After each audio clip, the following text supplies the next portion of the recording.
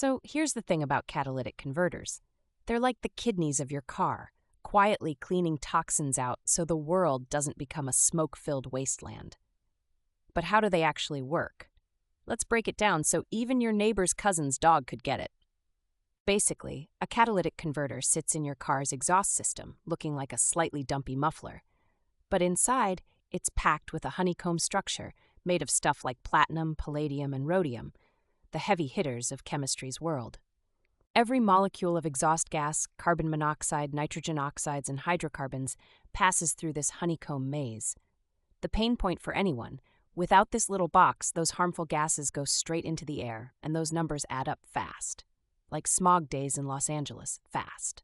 Here's the first step. It gets hot, really hot, like between 400 degrees Fahrenheit and 1600 degrees Fahrenheit. Once the exhaust gases hit the right temp, the catalyst metals kick off some sneaky chemistry. Your car becomes a rolling, silent chemistry lab without the white coat. So carbon monoxide, which is just oxygen-starved carbon from fuel not burning all the way, finds some buddies, extra oxygen molecules, inside the converter. With the catalyst, they quickly team up to become carbon dioxide. Useful?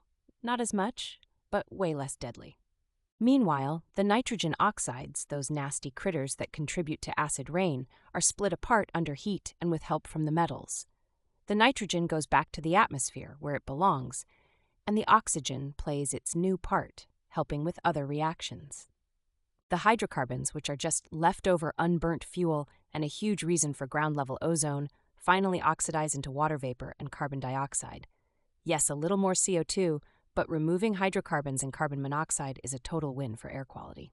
If your catalytic converter goes bad, you'll feel it.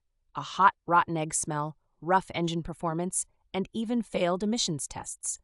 They're a favorite target for thieves too, because those precious metals inside are worth hundreds. Annoying is an understatement. Quick pro tip: keeping your car's engine tuned is the #1 way to extend your converter's life. Misfiring engines can dump too much unburned fuel into your exhaust, which overheats the catalyst and ruins your day and your wallet. Every year, a working converter keeps over 95% of those worst pollution culprits from leaving your tailpipe. If you want a number to impress your dad with, that's about 220 million tons of pollutants stopped every year in the U.S. alone. People often wonder if they can drive without a catalytic converter, but it's not just illegal in most places.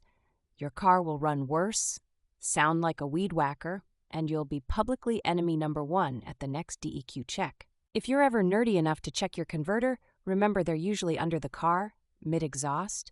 They look boring from the outside, but contain an elegant design that's basically saved millions of lungs, including mine here in Portland, where we do like our air clean.